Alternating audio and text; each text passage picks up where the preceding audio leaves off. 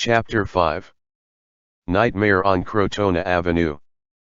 I was 13 when my father was killed, a sensitive age for a young boy with thoughts and intents and hormones changing, and now I had my ambivalence toward my father's death to contend with as well.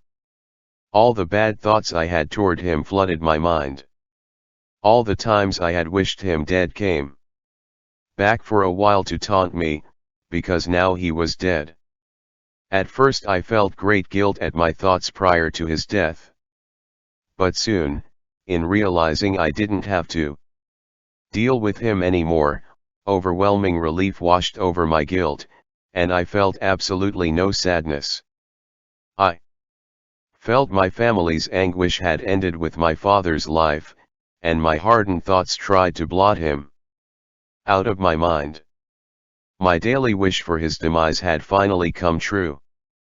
I thought then that the torment and hell would be over. Later, I realized that the scars only covered my own internal injuries that would continue to haunt me. I grew to realize that the psychological wounds and my father's death were pivotal points that led me down a path of destruction that would twist my direction and change my life. The next few years passed in a haze of struggles that my mother, brothers, and I constantly faced in our lives, trying to keep things afloat. The year after I turned 16, something good happened for once. 1980 turned out to be our lucky year. My mother's sister had lived in a beautiful area called East Fordham Road in the Bronx for a long time, and her landlord promised her that the next available apartment in his building would have our name on it. With our aunt's influence, it was the right price at the right time, and Mom had saved up enough from my father's social security checks to make the numbers work. For the first time, we looked forward to moving to the good side of town. A piece of paradise.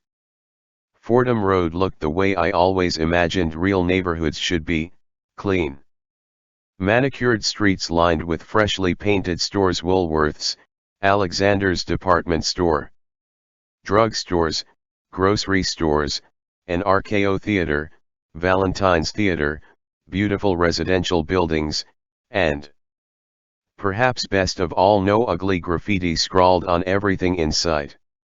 It was a bustling, vibrant community, and we were proud to be a part of it. However, as only the fifth Hispanic family to move into the area, my brothers and I didn't know how to deal with the kids in the neighborhood because it was culture shock.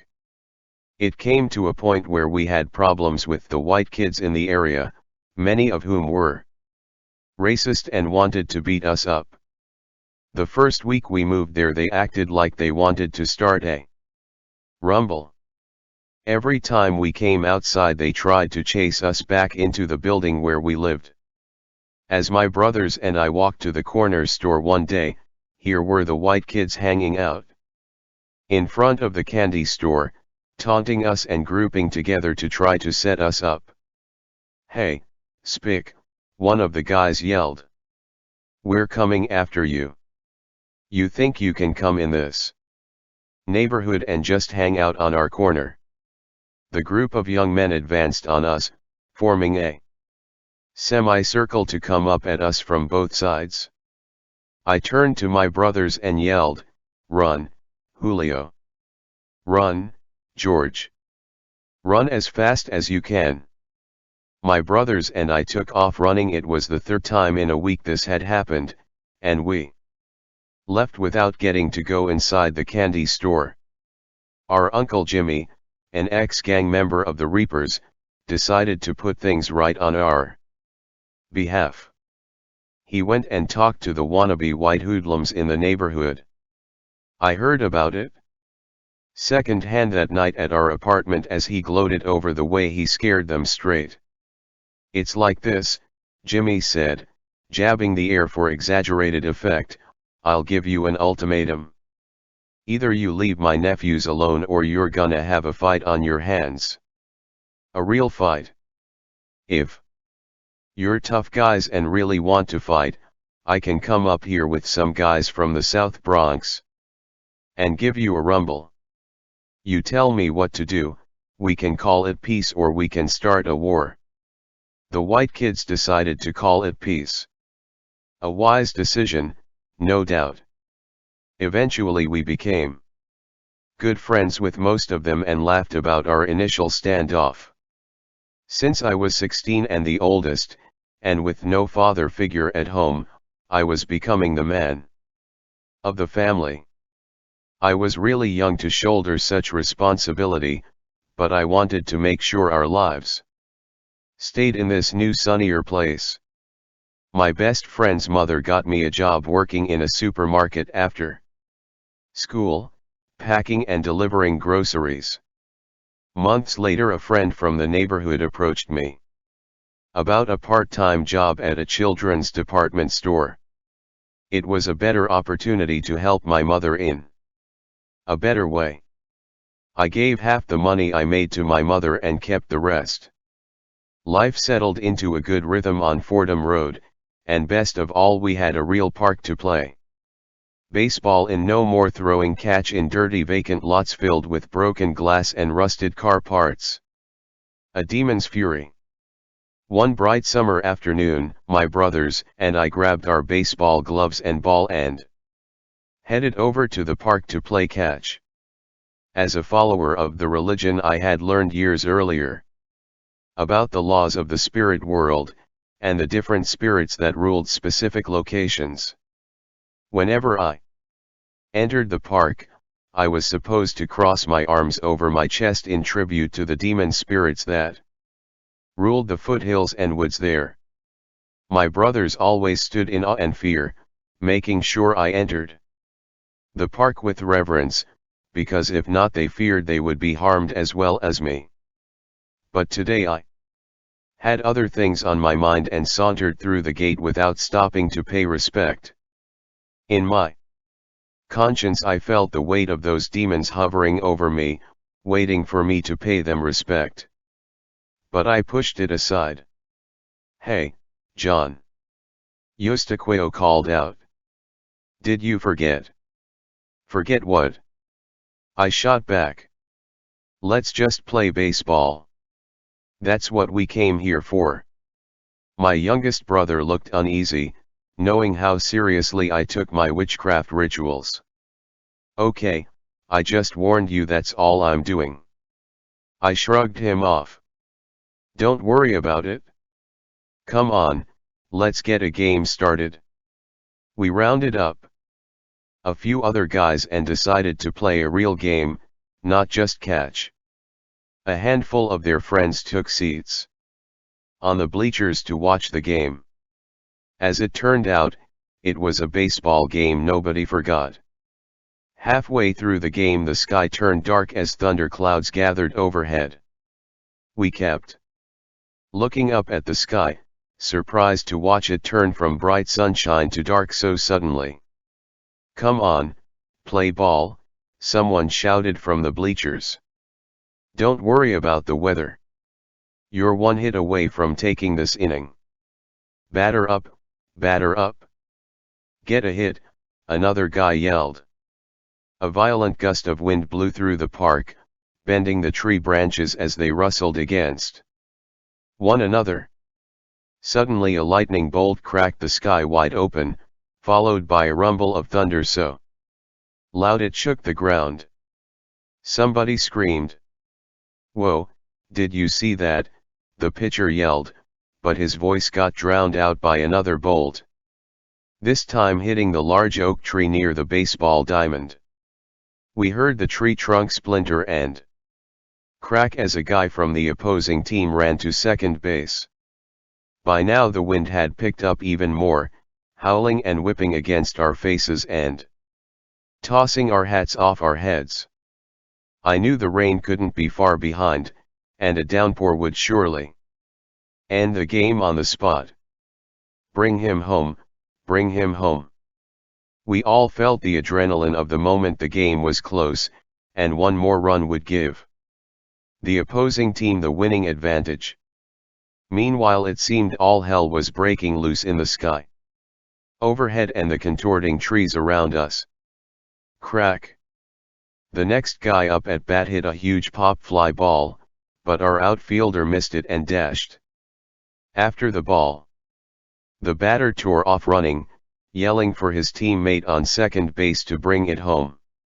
Home it, his teammates chanted, and as the guy on second rounded third and then slid into home base, his left leg twisted in a horribly unnatural position. I knew it was broken even before I heard him scream. Instantly a cluster of guys surrounded the boy writhing on the ground at home base. Amid the crack of thunderbolts, the sky opened up, unleashing a torrent of rain over the ballpark. "Let's get outta here," one guy yelled, looking up at the angry sky. He and another teammate carried their wounded friend away, their backs bent against the lashing rain. The bleachers cleared out as the onlookers ran for cover, scattering to their cars and the picnic pavilions. My brothers and I stood in silence as we watched the ballpark empty. At this point everything was gloomy and dark, as if nightfall had come early that day. Fear gripped us and our hearts pumped wildly, because we knew something supernatural was happening. We all felt it. Eustaquio glared at me. "I told you, man. This is all your fault. I knew you should have done what you were supposed to do when we came into the park. You should have paid your respect. Now look at what's happened. It's your fault." Julio and George stared at me sullenly, not saying a word. They didn't have to. I knew. Eustaquio was right. My cavalier attitude had roused the anger of the spirits that day. "I'm sorry," I shouted to the heavens.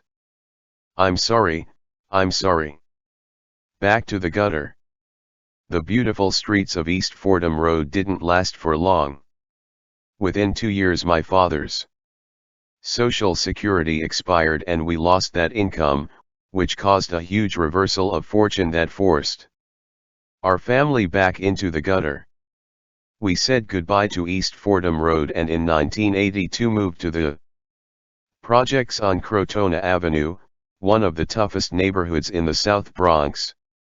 After Fordham Road, moving to Crotona Avenue was like moving into hell, but it was hell on earth.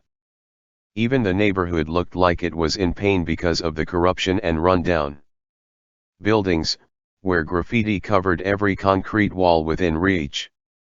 This was a place where you could touch the poverty. And always, hanging in the air over everything, was the ever-present reality of crime. Right next to the bodega, grocery store, on the corner, the Chinese takeout looked like a miniature Fort Knox. Every time you went for Chinese you didn't know whether you were going to get food or heading to the bank because of all the bars surrounding the place. Now we played baseball and football on a schoolyard concrete lot, no longer the lush green park of the East Bronx. We lived a block away from the Bronx Zoo, and sometimes I wondered whether we needed to be caged up and the animals set free. The pent-up anger, frustration, and rebellion of those who lived in this neighborhood were contagious, and we caught the infection. Sometimes killings occurred at 2 o'clock in the afternoon, right out in the open. Without warning you'd walk by a crime scene on your way to the store and see where the police had taped down the corner. Or, worse, you would glimpse the body of a young man covered in a white sheet, nothing but his sneakers sticking out. During our first few weeks there, all my brothers and I did was get into fights with guys from the neighborhood. In a tough neighborhood like the one we now lived in, someone always wanted to test you and see what you were made of, and my brothers and I were really tested. Whenever we Came home from school, we never told Mom about all the fights because we knew she would worry. We tried our best to hide the cuts and bruises, making some lame excuse for why our bodies bore the marks of street violence. Eventually the neighborhood bullies got tired of fighting us, and we became friends.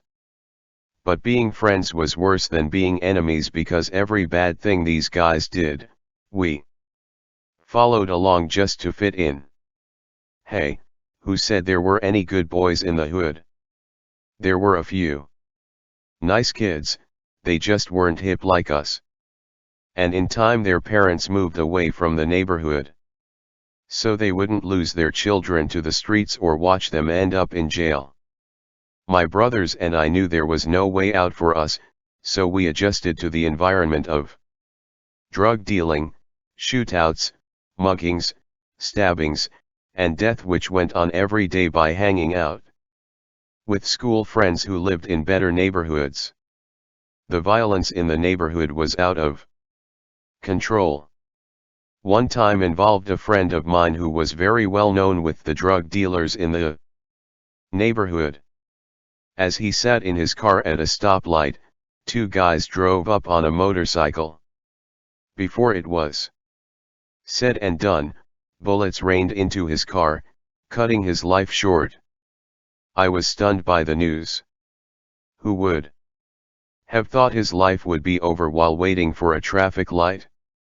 That was life in the hood, alive today and dead tomorrow. A taste for blood. My brother George ran upstairs to our apartment one day, shut himself in our room, and didn't come out for 2 days. When he finally came out, he paced the hall like a caged animal. I saw a crazed look in his eyes and knew something was wrong. What's going on, George? Why are you not acting right?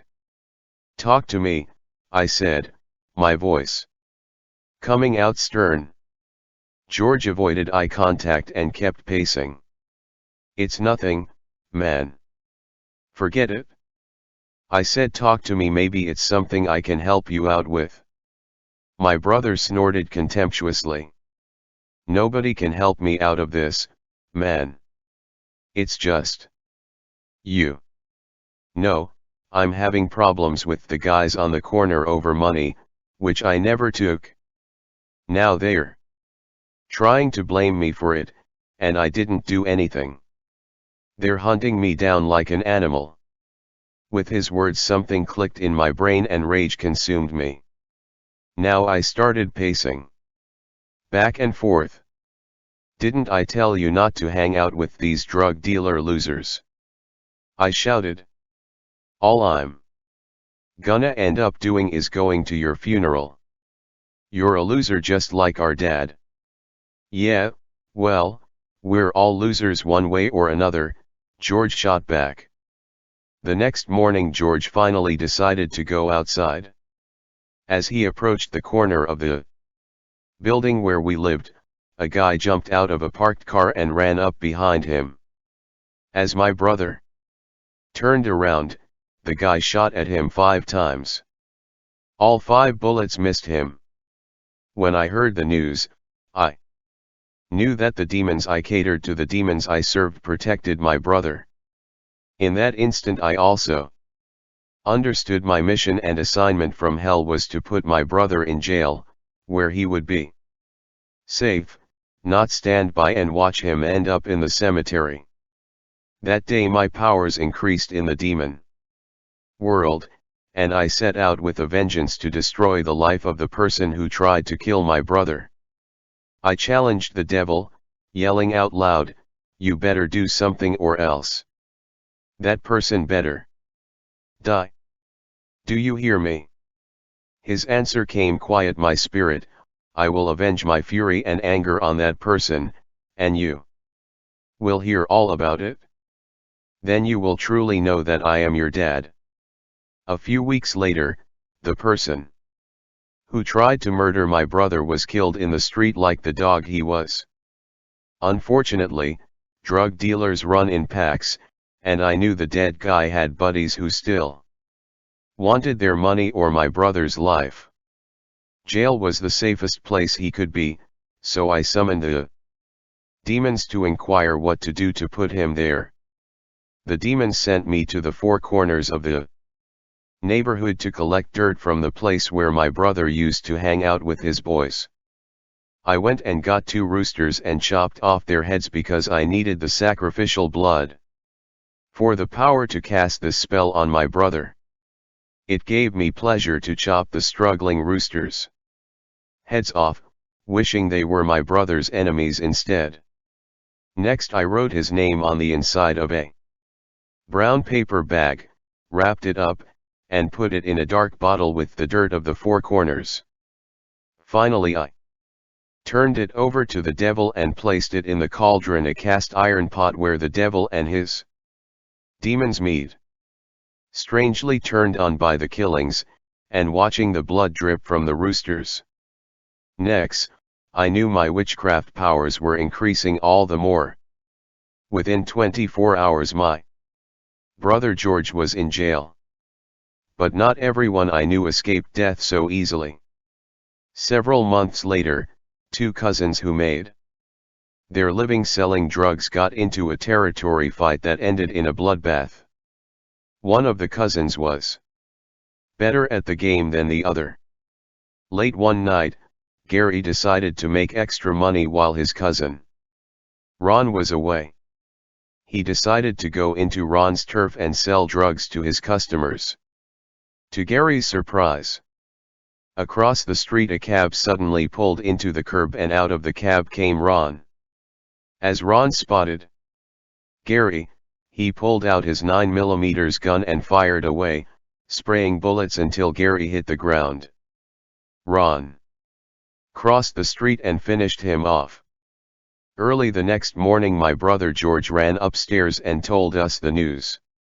As soon as I heard, I ran out to where the killing took place. A cluster of police cars blocked the crime scene, but as I peeked through the swarm of officers and medical personnel, I saw the bloodstains on the pavement. Oddly, in that moment, the only thing that crossed my mind was the pool of blood that was wasted blood I could have used for witchcraft. How I regretted not being there to collect that blood before it seeped into the asphalt.